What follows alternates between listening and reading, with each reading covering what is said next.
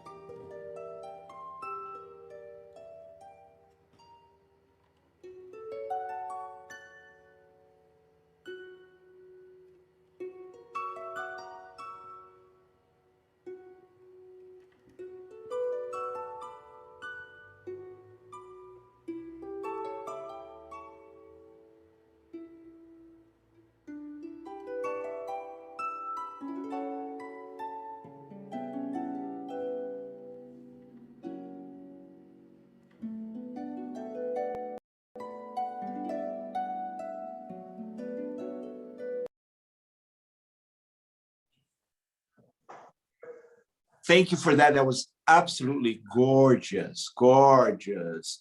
And Jennifer, these days we are all watching Prince Philip's funeral and the farewell to Prince Philip. And of course, you know, seeing images of London and Buckingham Palace and all that. And you had a chance to perform as soloist at Buckingham Palace. Tell us about this. How did it happen? So I went to the Purcell Music School, where Prince Charles is one of the patrons of the school. So the school has always been associated with events for royalty, things like that, often do concerts at Windsor and at Buckingham Palace. So for Buckingham Palace, then this was the ceremony where the Queen gives out knighthoods, the sirs, and we stay up on a balcony, just giving basically background music, but it's an amazing experience. You know, it's really something very special, obviously very iconic. I also played at the House of Lords, where I was the first musician who was allowed to play there, because normally they don't allow musicians. But it was at the time of the Scottish Lords, and they wanted a Scottish harpist to play at the House of Lords. So that was another fantastic experience. That's so exciting, you know. I mean, in United States does not have the experience of having a royal family, you know, but Brazil in its past was a kingdom, was an empire, and you know, when we had Peter II, Dom Pedro II here, he was so knowledgeable, and he gave so much incentive to culture and to classical music, and you know, he's one of my favorite persons in the history of Brazil is Emperor Peter II, because you know they really support the arts, right? Yeah, I think that this is really something that the royal family, they do very well. They've always supported very much the arts in the UK, music schools. Obviously, Prince Philip himself, he was more into the Duke of Edinburgh Awards, which is given towards sports. But I think that it's something that really is very important outside of our normal academic process that we have, and that we still need to look into a lot of keeping up this investment, because it's something that's so important in our society. It really, Absolutely. for sure, the royals, they have helped a lot in this. Well, speaking of the royals in the UK, the next video we're going to watch is by one of the greatest composers ever, and he is from England, Benjamin Britten. Tell us about the piece that we're about to listen to now, Jennifer. So this is the interlude from the Ceremony of Carols by Benjamin Britten. The full piece is written for either a boys' choir or for a soprano choir with harp originally. It can also be done on piano. I prefer on harp, but that's normal. Wonderful. Let's watch that beautiful video now. Beautiful music from the 20th century, obviously written fantastically well for harp, because he wrote it for Ossian Ellis, who was one of the greatest Welsh harpists that we've ever had, who unfortunately died earlier on this year. But he was always the harpist of Benjamin Britten, and is just a wonderful, wonderful piece. Really, I recommend listening to the entire piece. Well, let's watch now you performing the interlude from Benjamin Britten's Ceremony of Carols.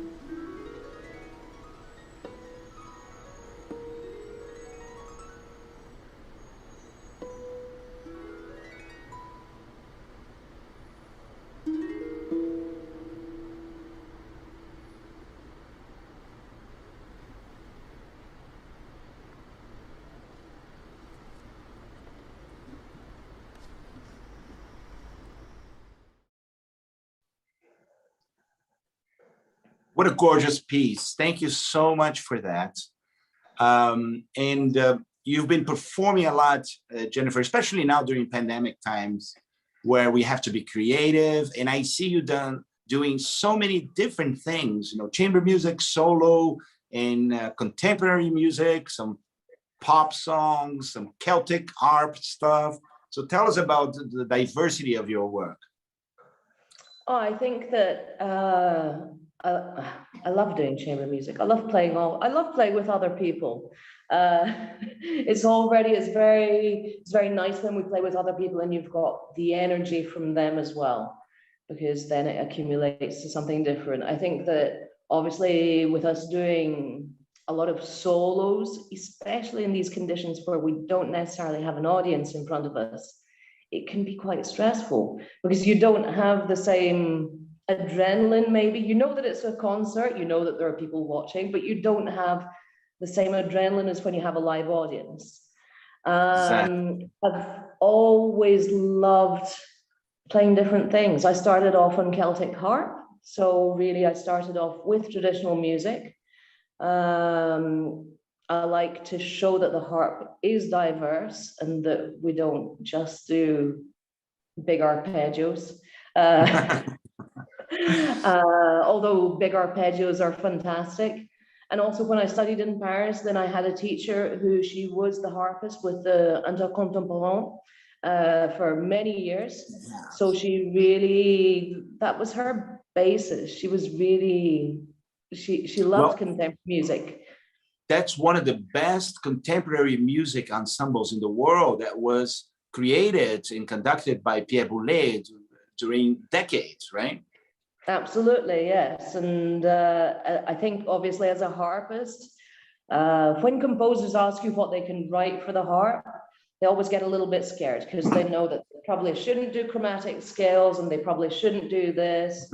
Because for who doesn't know, we have 7 pedals on the harp with 3 positions. So we're always doing, but I always suggest to composers that they should write a little bit more than what they think we're capable of, or a lot more, and then we'll sort it out afterwards.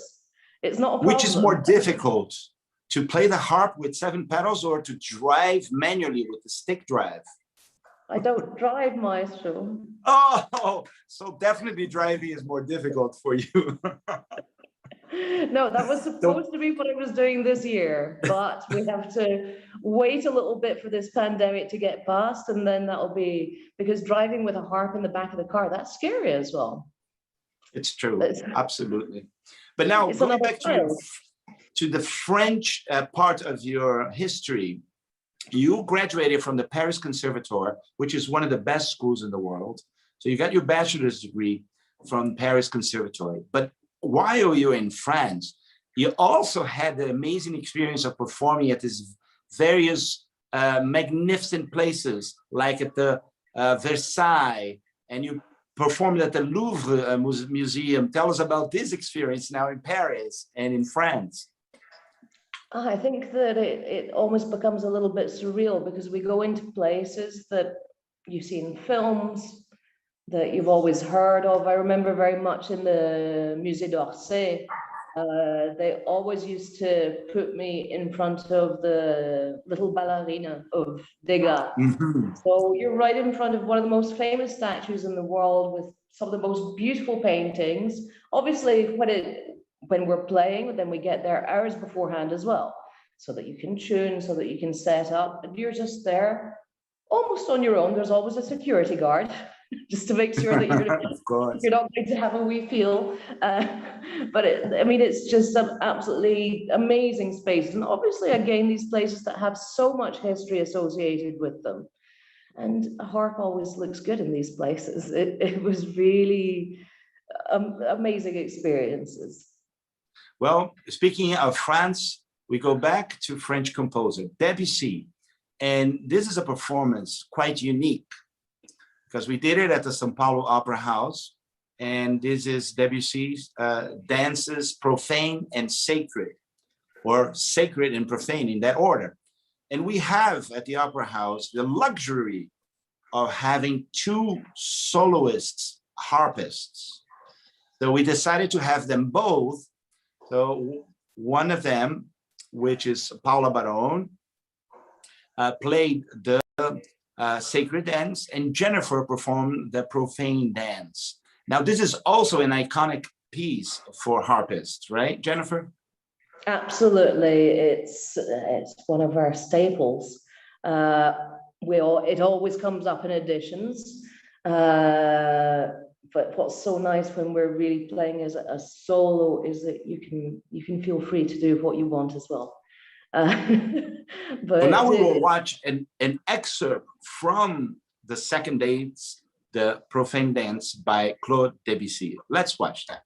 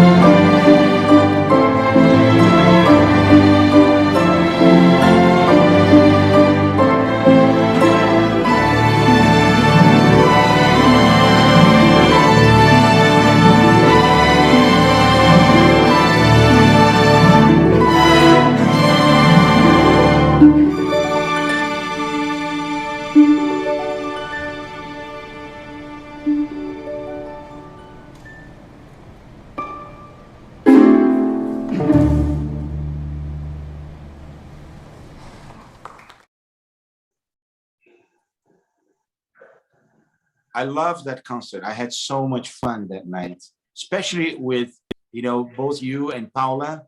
That was really exciting. That was a first for me, with two harps. It was great. It was really lovely. I think that we're so lovely. We're very lucky to be a harp section.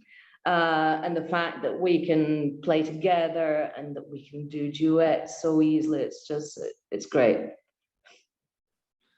So what are you looking forward now? Of course, we went into lockdown in Brazil. We had to interrupt our concerts. We're so excited that, all the way until March, we were already performing. We had 25% of the house. And now we're back to doing home videos, right? Yes, going back to doing home videos, it's a bit of a blow. It's not easy. We always have noise and we always have things happening. I have a 4.5-year-old who you have to entertain him in some way. And I think for the first part of the last quarantine, he was so well behaved. And just this time he looked at me and he went, "Oh, mommy, no." I can imagine. But no, I mean, we hope that really when we get back already We're planning on playing with the Sao Paulo Opera House Orchestra and with Maestro Minczuk. The Maleski Double Harp Concerto, again performing with Paulo Barón, my colleague. And we're preparing some little extra things because we have to. I can't wait for us to be busy. back. You know, that's going to be so exciting. And, you know, I hope that you get a chance to come to Albuquerque one of these days, because it's such an amazing place. I tell you, it's one of the most beautiful places in the world. We have a great orchestra. You have a great harpist. Exactly. We have a great harpist, great orchestra, great audience. So, you know, it's a trip that you would enjoy very much. And I wanted to remember, you know, you've been now in Brazil for over 10 years, right? Yes, almost 13 years. And I remember the day you came in audition in Rio. I was the music director of the Brazilian Symphony Orchestra, and that's the orchestra you came to audition for. And, you know, we were so lucky to have you fresh out of, you know, Europe and arriving in Brazil. And then you were there for at least 7 years or so, and you preceded me coming to Sao Paulo to the Opera House. And just a few years later, I became music director here. I'm so happy to be able to work with you again. Yeah, we've had a great time, Maestro. I think that there's already a good history of concerts behind us. I know, you know, the list is already quite long, you know, but we're going to the last piece for tonight's show. And before we say goodbye, again, thank you so much for participating with us. Hopefully this whole crazy thing is going to be over soon. We'll be vaccinated. People in Albuquerque, New Mexico have already been vaccinated, or most of the entire population there.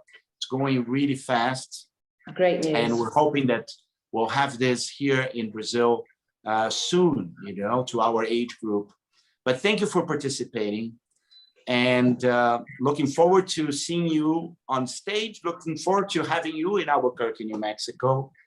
And until then, stay healthy, stay safe, stay happy. Yes. Thank you very much, Maestro. As we say in Brazil, saúde. Saúde, Maestro. Thank you, everyone.